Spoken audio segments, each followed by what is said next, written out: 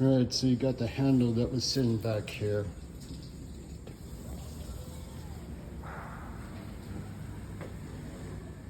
Okay, the rivets on the side. 3, 2. Get the rivets apart.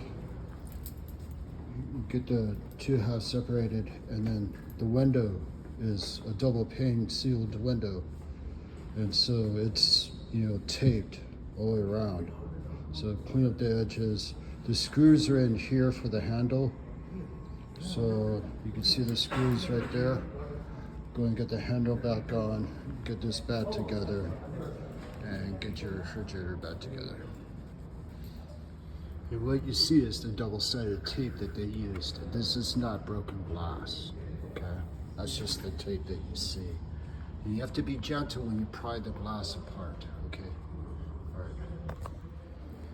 Okay, you'll need to drill a larger hole in order to get the screw back in, okay? You have to drill a larger hole, get the screw back in for the handle. Go and put your glass back in, your framing. You use screws on the side where the rivets used to be, and then go and get it done.